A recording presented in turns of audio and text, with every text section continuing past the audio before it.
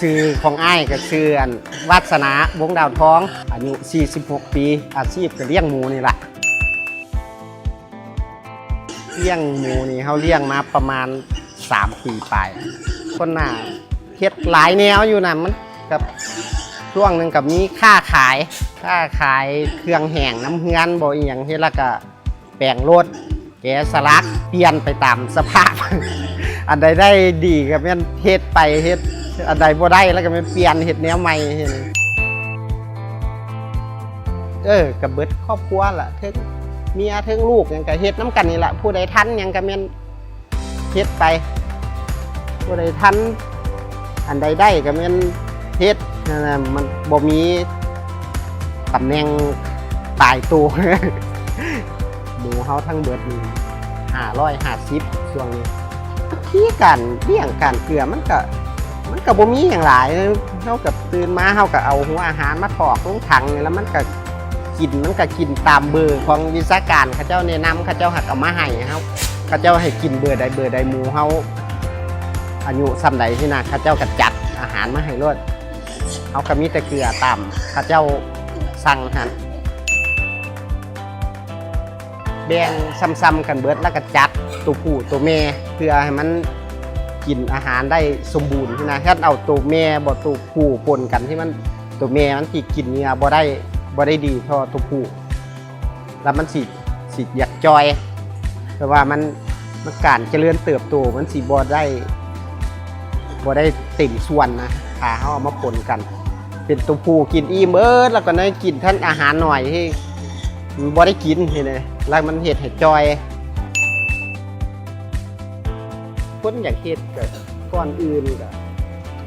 ก็อิงใส่สถานที่นะมันสถานที่ต้องเหมาะสมแล้วก็มีพื้นเป็นไปได้ท่านขาพื้นเขาพร้อมบ่สถานที่เขาเหมาะสมที่เฮ็ดนี่ได้อันขาดเพิ่นเขาบ่ท่วงบ่ทันที่นะเขาไปหาเพิ่นที่มันไวก่อนอื่นเด้ไว้แล้วก็เพิ่นตอบสนองเฮาเสนอเท่าใดเฮาต้องการนำไส้เท่าใดที่น่าเพิ่นก็บ่ได้สอบถามหลายเพิ่นก็เบิ่งเหตุผลเฮาแล้วเพิ่นก็จัดให้ทางดีของเพิ่นนี่มันไวตอนเฮ็ดใหม่ๆเอาไฟเข้านี่ก็ไปเอาน้ำเพิ่นนี่มันเงินบ่ทันที่ยังด้ามคิดด้ามหยังที่เฮาไปหาเพิ่นว่าเฮาต้องการเงินไวคือ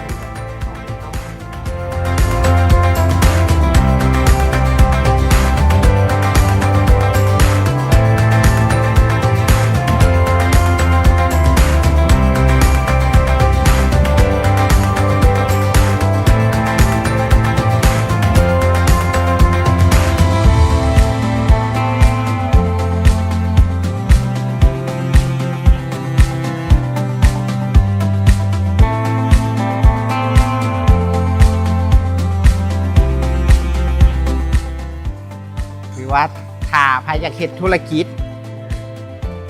ก็บ่ต้องรอซ่าช่วงนี้มันสภาพบ้า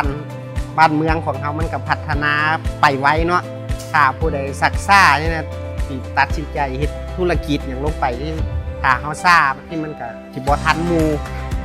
กันนั่นก็คิดคักๆแล้วก็ตัดสินใจโลดเอาใจละวัดกันโลดเฮาสิเฮ็ดอย่างลงไปก็ได้ให้มันทันกับสภาพการเจริญเติบโตของบ้านเฮานี่นะ